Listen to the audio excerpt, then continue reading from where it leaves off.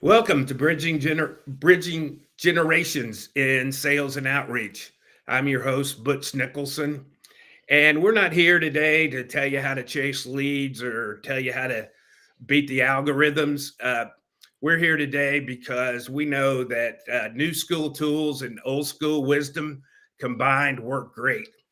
And I'm happy to have Chad Nichols on my show today. Boy, Chad, what did we meet? 8, 10 years ago? Yeah, it's been about 10 years through the networking group. Hey, Chad was still in high school. Um, no, but Chad is a very successful uh, mortgage guy, and I'm going to let him tell you just a little bit of how he got to where he is now, and then uh, we're going to have a great conversation today. So stay tuned. So, Chad, how'd you get to where you are today? Well, I was born and raised in Michigan, actually, the great state of Michigan. And my parents were entrepreneurs, and then my older brother was an entrepreneur. So my older brother started a mortgage company in 1999. I was 13 years old, and the summer of 2000, I actually started working for him. So I'm a bit of a nerd by nature. I enjoy numbers, I enjoy math, I enjoy learning about things. So my older brother taught me about the mortgage industry, and I've been hooked ever since. I didn't know that about your brother. Uh, Yes. Now, is he still in Michigan? No, he ended up moving down here to the great state of Georgia, and I moved down a couple years later. So I've been down here 11 years. My older brother's been down here about 14 years, and that's the reason that I moved down. And now, eventually, about 80% of the family is down here now from Michigan. We're all down here in Georgia. Oh, that's great. It'd be nice to have family around. It really So, is. Chad, when we talked before this, we talked about how, me being older, you've been younger than me.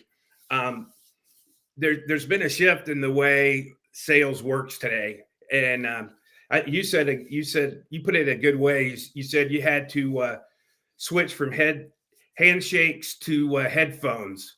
So tell us a little bit about how you made that shift, Absolutely. So or actually I'm tell us why you understood you had to make that shift. For sure. So as I was learning about the mortgage business, I identified a few different needs. My older brother also trained me in identifying how to help a person from point A to point Z, really. And throughout that process, you really have to meet the client where they are. So several years ago, I noticed that most clients did not want to meet in person. For me, I was raised old school. You meet clients in person, you shake their hands, you sit down, you have a conversation over a coffee table or at a coffee or at somebody's house or at the office. And then slowly I realized that one at a time, clients started, especially first time home buyers, even though they were dealing with such a large transaction, they would prefer to do everything over the phone. So one of my clients, when I really realized it was about 5 years ago, this client never even answered her phone. She actually just wanted to do everything via text. So everything was done via text and sometimes via email. She'd go onto the online portal, upload her documents, text me that it was done. I would ask her if she wanted to have a phone call to answer any questions. She said no, she understood everything. So I started getting, thinking, is this person real, or is she going to show up to the closing? So I went to the closing, and that was the first time I actually spoke to her and heard her voice, and she heard my voice, and we spoke face to face. And she signed her documents. Very happy client, but she was phone averse. She just wanted to do everything via text and email. I you know I get that. Uh, we had a guest on several weeks ago, a friend of mine who's in the commercial real estate business, John Ellis, and John shared that he didn't realize how a client wanted to communicate and almost lost a deal. And now he said in the first interview, he asked that question, how can I best communicate with you? You know, phone call, text, email, mail, ever how it is.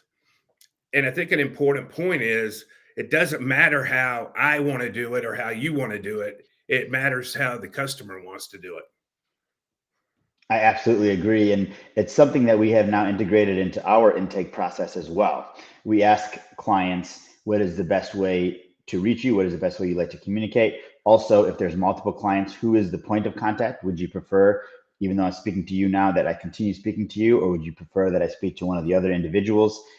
We try to set that up front. The other thing is that a lot of clients will have many names, and what would you like me to call you? So within our software, we have all that set up so that when somebody else in the operations side touches the file and they want to reach out, they understand from the beginning, okay, you email Mrs. Smith, you don't email Mr. Smith, you email Mrs. Smith. She likes to be addressed by Jane. And this is who you communicate with and how you communicate. So it's a very important part of the process. Yeah, you shared a great story with me about Joe. Tell the story about Joe. Yes. So in the midst of learning how to communicate with the younger generation, so to speak, I got into a relationship with a client that is 70 years old, and he likes to communicate via phone at all times. He does not like text or email, but we had to learn each other's method of communication. So he would get very upset and offended if somebody texted or emailed him, and then he'd respond back sarcastically. So I've had assistants and operations people say, "This person is terrible. I don't want anything to do with him. So, Jaad, you have to take over full communication." Well, I know Joe, and I've done several transactions with him at this point. So I've learned that he likes to communicate via phone. So I have to teach my team. You have to actually pick up the phone and call Joe and speak to him, because he will take things the wrong way if you email them. He'll get insulted. He's a multimillionaire. He's going to be upset if you ask him any questions that seem like he may not qualify for the mortgage, even though we all know he's going to qualify for the mortgage. So for me, what I found out was the best thing to do is to text, is to get his text and text him back right away. So if he calls me and I'm busy, I will text him right away and said, "I'm on the phone, but I will call you back at X time." And then he ended up learning my method of communication. So instead of calling me every 20 minutes trying to get me on the line, he actually now texts me and says, "Jaad, I need to speak to you. When's the fastest that you can call me back?" And then so we've learned each other's way of communication, and it's pretty great. So I meet with Joe usually every few months because he always has a different project he wants to do. And in between, he'll text me and say, "Let's get on the phone." That's I think that's critical. Uh, one thing I know is if I call my daughter, unless I say, "This is your father and you need to call me," I, she didn't call me back. But Right, if I text right. her, I'll get a response. It may not be as fast as I want, but I will at least get a response. Yeah, that's something that I had to learn as well, because my number, my cell phone number, I have one cell phone number. It's not like a number that is secret, right? So I get a lot of calls throughout the day and texts. But if I'm in the middle of a conference call or something, if I go back and I look at my phone later, I might have 18 missed calls. Well, I'm not going to go back and call every single missed call back. To me, if it was important, they're going to go ahead and they're going to text me, or they're going to email me, or they're going to leave me a voicemail. So it's the same thing. I joke with my mom, because the other day she called me and she said, "Why didn't you call me back?" I'm like, "When? What do you mean?" She goes, "Well, I called you yesterday." I said, "Well, I didn't know that you called me yesterday. The way that my phone works, I've got all the missed calls on the side, and I don't go review all the missed calls. So now it's a joke. She'll text me and say, 'Hey, I just called you. Call me back.'"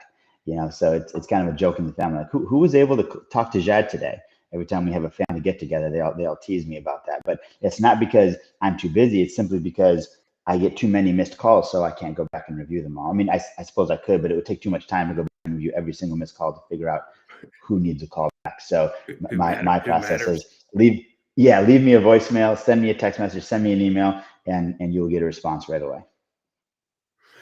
So, uh, Chad, recently, well, not recently, probably a year ago, I read a study that said that if you took your whole ideal client market, that somewhere between at any given point in time, uh, somewhere between 1% and 3% of them are looking to buy, which means at least 97% aren't looking to buy right now.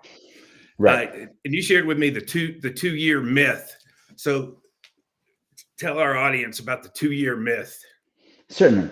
So the 2-year myth is that you need to have a job or the job that you're currently in for 2 years prior to being able to qualify to buy a house or to get a mortgage, to obtain a mortgage, whether it's a refinance or a purchase.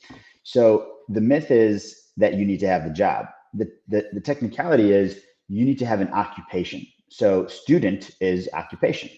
So for example, if I did a loan for a young man, we'll call him D, did a loan for a young man, his name is D. He graduated high school, decided he didn't want to go to college because he was making $40 an hour in a trade that he was enjoying and that he would eventually end up making $80 an hour in as he continued his practice within that trade.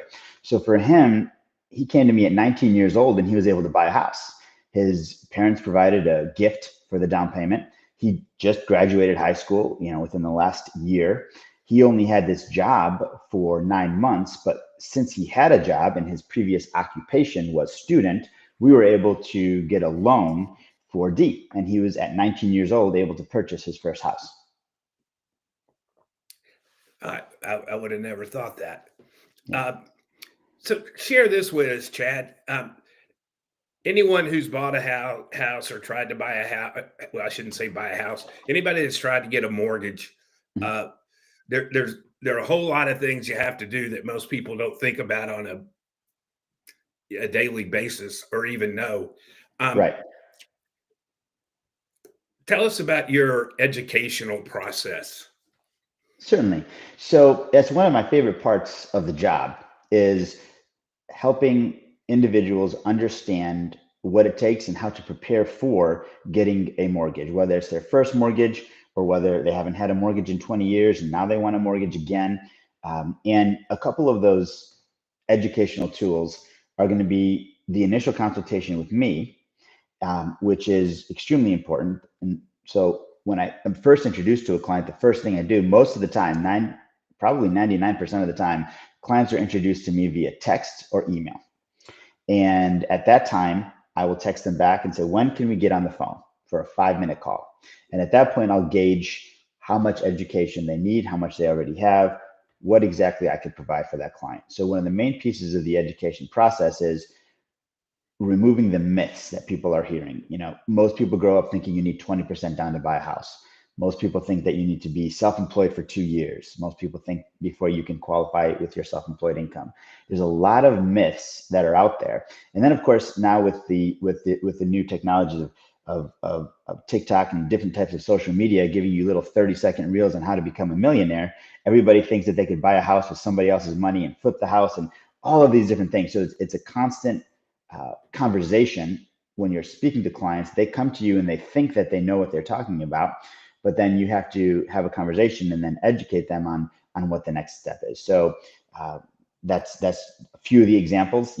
What is the minimum down payment? It's not 20%. In some cases, it's 0%. The conventional minimum down payment is 3%. FHA is 3.5%. Veterans can put zero down, right? There are some first-time homebuyer programs where you get a grant or you get some type of help towards your down payment. These are all things that we have to talk about. That it's very important. One of the most important ones, and that's been super important over the last few years, as rates have been a lot higher in the last 3 years than they were in the previous 2 years, was what are rates going to do?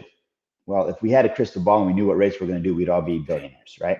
So the reality is, okay, what is the rate? And that is a myth because people will come to me and they'll say, Jaad, I heard the rate's 4.9, like right now, October 16th. The reality is the rate's not 4.9. You can pay money to buy the rate down to 4.9 as an example, but that's what people advertise. So if the published rate nationwide is averaging at 6.3%, then marketers are going to say, well, I'm going to get more people to click on my ad if I publish a rate of 5.9, right? Because in people's head, they're thinking, oh, that is going to be the best rate, 5.9. I'm going to go with that guy. What they're not telling them is that they're charging them a few $1,000s to get them that 5.9. So now that's something that we, as the honest mortgage individuals, have to do is how do you compete with that? So it's a constant conversation that I go to my coach and I go to my national vice president and say, let's have some conversations about the best way to position our rates, the best way to position our pricing and so on, so that we can combat that with reality and integrity. Things have changed. People think interest rates are high at 5%. I bought my first house in 1980, and I paid $2,000 to lock the rate in at 14%. And when I closed, it was 17.5%. Wow. So that was a good investment. That 2000 was a good investment. That's wild. Yeah, and actually, in the scope of things, that house was a really good investment. Right. So Right. you never know. You never know. And the biggest thing that, the one of the popular sayings that are happening over the last couple of years are you marry the house and you date the rate. So you buy the house now, and if the rate is 6.5, but rates are going to be 5.5 in a year, don't wait, because in a year that house is actually going to go up most likely about 3% in value. So if you're looking at a $500,000 house, you're going to lose 15,000 if you wait a year. If you get the quote unquote higher rate and then it goes lower in a year, just go back and refinance the rate. But you have the house secured at the lower value when you bought it. The other thing people don't understand is when rates go lower, the house prices go higher because now there's more competition for the same house. Somebody that could only afford a $500,000 house, when the rates go down, now they might be able to afford a $600,000 house. So all those people who are going after the $600,000 houses, they're going to have more competition. So the seller of the $600,000 house is going to say, well, it's really 620 now, 630, right? So that's what happened during the big boom, so to speak, back in the COVID days. Was rates were so low that everybody could afford almost everything. So that's when pricing just skyrocketed on real estate. Yeah. So, Chad, do you get people? I mean, so building relationships is important. I've heard from the day I started, and I started way before you, and I'm sure you heard the day you started. People want to buy from somebody they know, like, and trust, Right. and not everybody's going to like us. Right. And if they don't, and I've always said, if I don't like somebody, it'd be very difficult for me to trust them. Right. So I need to like you before I could trust you. Uh, but I know in the mortgage industry as a whole, most people aren't near as professional as you, and I mean that as a real compliment. But how Thank do you. you handle like somebody that's chasing rates or somebody that's chasing anything? So it's something that I'm still learning better techniques, but over time, as more and more information has become available, mortgages and mortgage people, as such as myself, have become commoditized. Everybody thinks that we're just a way to get a lower number. And so there's two pieces of it. There's gauging whether or not this person understands that. And if they do, then we can go straight to the point, which is, service over fees. That's a common theme amongst all industries. And then the other cool part is I have access to the lowest rate. So I already know if somebody's calling me and they're saying, oh, so and so is going to give me 4.9. I already know what that means. That means that somebody's charging somebody $10,000. So I know what the wholesale rates are. So for me, I will have that conversation. Okay, so is 4.9%. That's important to you to get a 4.9%. So I engage in a conversation with the individual and figure out what's important to them. Why did they call me? Who referred them to me? How do I understand uh, what about that rate is important? Is it the fact that it's a rate? Is it the fact that it's a low monthly payment? Do they understand that it's going to be more money out of pocket up front? One of the myths right now is the so-called 2-1 buy down or 3-2-1 buy down, where the seller or the builder pays your buy down. Well, they're paying $15,000. The question is, do you want your $15,000 now, or do you want it over 3 years?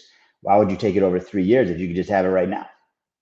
That's a major question. They don't understand that that's all it is they're prepaying your mortgage for you. So they're advertising a 3% rate, but it's really a 6% rate. 3% the first year, 4% the second year, 5% the third year. Then it goes up to the actual 6% rate.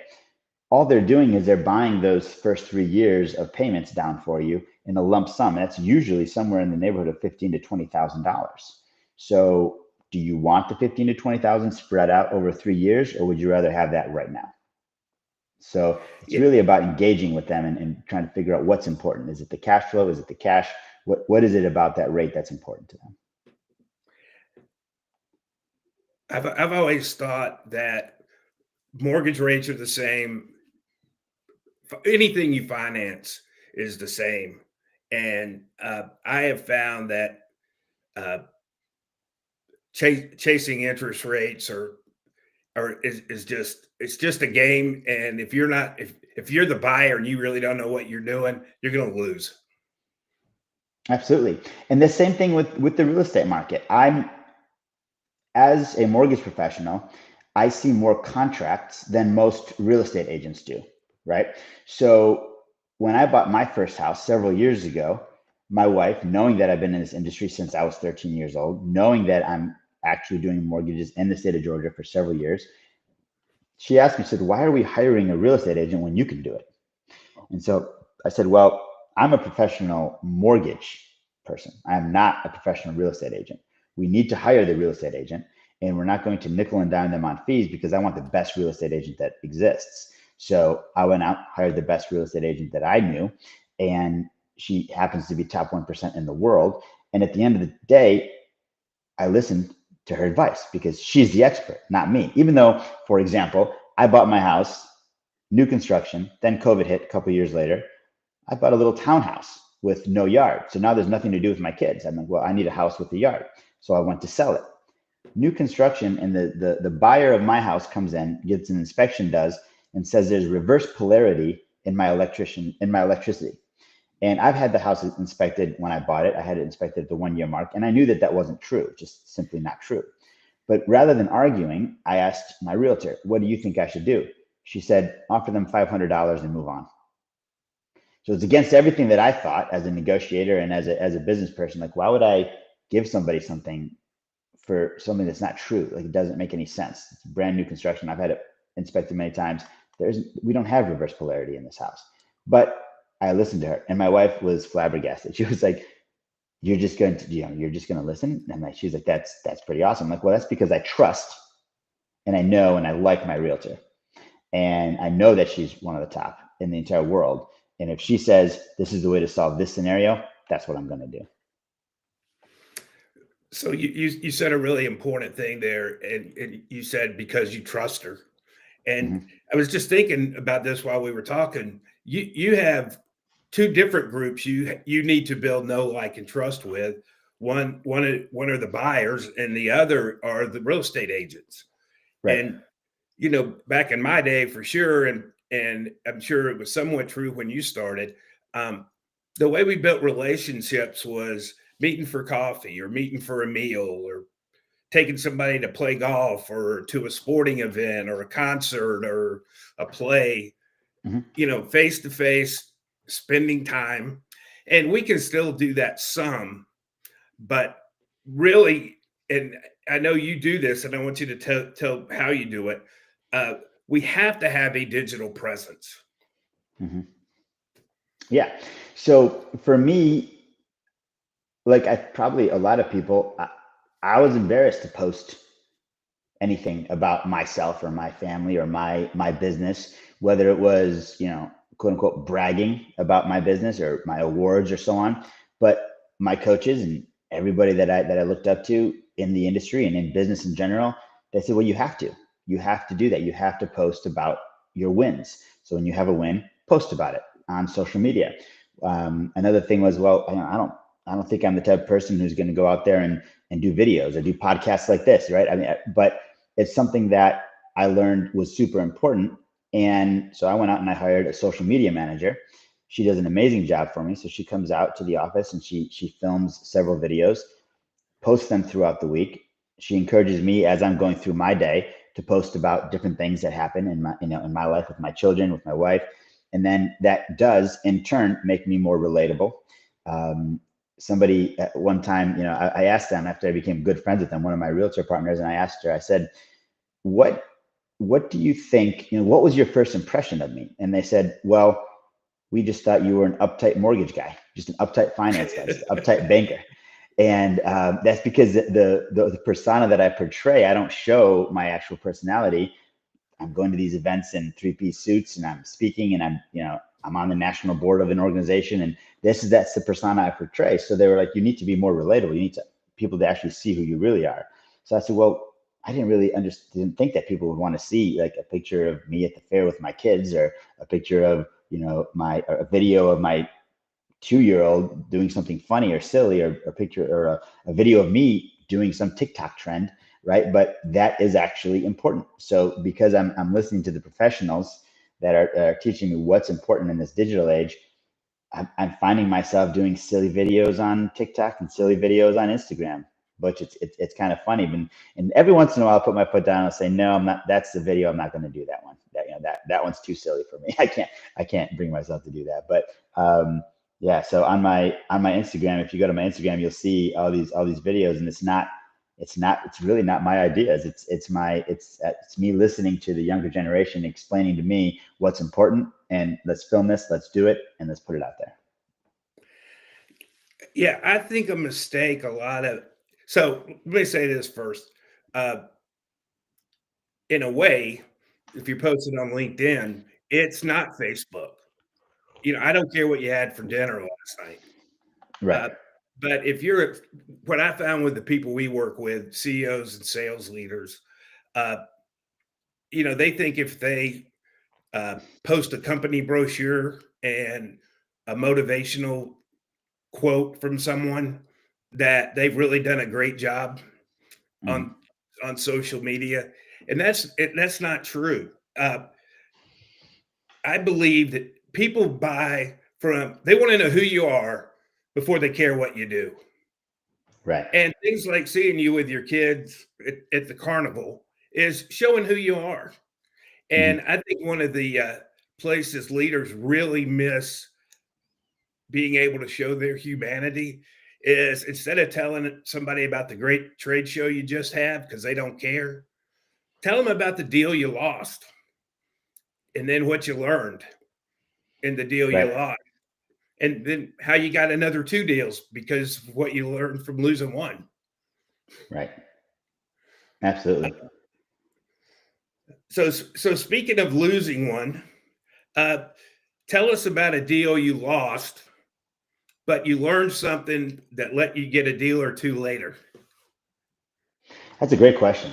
So one of those things is this concept of communication and what's important to the client, and making sure you understand what's important to the client.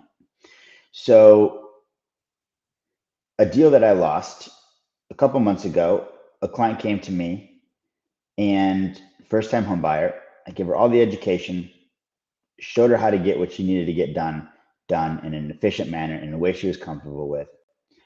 And there was there was a certain thought that she had in her head that she had to get a spreadsheet from me explaining numbers. So I went to present that spreadsheet, and I had a software glitch. That's my fault. That's within my organization. So I notified her that, well, there's a software glitch right now. I will go ahead and I'll get you that spreadsheet tomorrow. She's like, well, I need to make that decision right now. You need to give me that spreadsheet right away. I said, okay, explain to me a little bit about what's important to you about the spreadsheet, because a myth in the mortgage industry is that somehow the finance guys control the numbers. Only number we control is the interest rate and the lender fees, because we're a lender. Those are the things that we talk about. The higher the rate, the lower the fees, and sometimes we give you money. The lower the rate, the higher the fees, and sometimes we charge you money for a lower rate. It's that simple. All the other things are third-party fees. In the state of Georgia, that would include attorney fees, taxes to the state. All of these things have absolutely nothing to do with me. So I'm trying to explain to her what's important is the rate and the lender fees. So she sent me the rate from the other person. I said, oh, I'm beating that by $500. And she's like, okay, well, send me the spreadsheet. I was like, okay, I'm going to do the best I can to get you the spreadsheet, but the issue is that there's a software glitch. I cannot export the spreadsheet right now. Well, as I'm sitting here thinking about it, I was like, you know what? I'm going to create my own spreadsheet right now, because I don't know when the software glitch is going to get fixed. If it's going to be fixed by the end of the day or not. So at 3:30 p.m., I sat down. I spent 30 minutes creating my own spreadsheet out of Excel manually typing in numbers. I literally just took the quote that she got from the other individual, typed in all the numbers for the third party fees, because they're all going to be the same. And then I put in my fees and I put in my rate, and I showed how I was $500 less expensive than the other individual. Sent it over to her, and she said, okay, I'll review it. Called me the next morning and said, I decided to go with the other lender. And she went with the other lender, even though they were $500 more expensive, because I didn't get her that spreadsheet until later in the afternoon. So that was a combination of her stubbornness and my own stubbornness. So that's where I failed. Is I was too stubborn to realize that this spreadsheet was so important to her. I should have done that 30 minutes of work first thing in the morning when she asked me for it, as opposed to trying to communicate and educate her on something that she didn't want to vary from. She wanted the spreadsheet, and that's all she wanted. So that's something that I learned, and I've been in this business for 20 some years, and I had to learn, okay, you just if that's what the client wants, you got to give them exactly what they want. Yeah. The buyer controls the sales these days. Right. It used to be that the salesperson controlled the buying journey Mhm. because we had all the information. But now, thanks to these, they have all the information now. They're looking for somebody they know, like, and trust to buy from. Right. And you do a great job at that. Okay, two quick questions that I like to ask everybody before we wrap up. What is one thing you would well, let's do it a different. What is something you had to unlearn? Something that I had to unlearn is that the truth and what's actually important in from an objective point of view is not what's important in reality in that individual sale that you're trying to make. Okay, say a little more about that. So in the mortgage business and in finances, because I mentioned earlier, right? I'm a nerd, so I understand the actual numbers. I'm able to kind of just distill everything down to what does this cost versus what does that cost? And there's two important things. What's the bottom line and can it get done in the mortgage business? So if John comes to me off the street and says, I want to get this done and I want to get it done at the lowest rate possible, there's two pieces. There's number one, can I get the lowest rate possible? And then there's number two, can John qualify for a mortgage? So John's out there online doing all his research. He finds out that, and this is not a real name of a company, I'm just going to say something, XYZ Mortgage Company is going to give him the lowest rate possible and they're going to get the mortgage done. Well, to me, knowing what I know, well, are they really going to get the mortgage done? So I'll do some research on XYZ. XYZ is a flash in the pan company who was just created to try to sell low mortgage rates, but their people are not professionals. So as much as I think that's important, and I know that's important, that's not what's important to John. John thinks that this company with a flashy online presence is going to give him the lowest rate. So that's what he's going to go for. So the truth isn't there. The integrity isn't there because they're literally like, they just went online, took a bunch of courses and got a license to sell him a mortgage, but they actually don't know how mortgages work. They don't realize that because John transitioned from one job to another and he did a certain title change and he did a certain structure of his income, John may not be able to qualify for that mortgage. So I had that actually happen several months ago. Client was buying a $2.5 million property. They came to me and I said, this is what it's going to take. I'm not quite sure that you qualify. They went to somebody else, their local credit union, said, oh yeah, you qualify.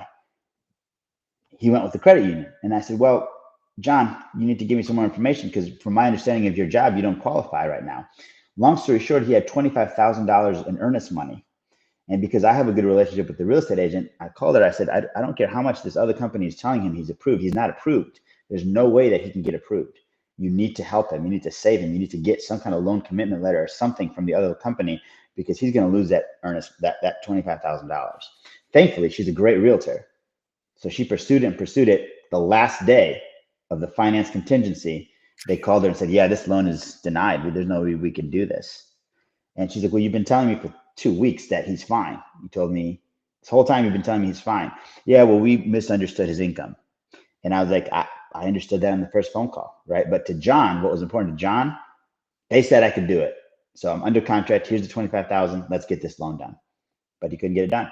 So I've had to learn that this is how it works.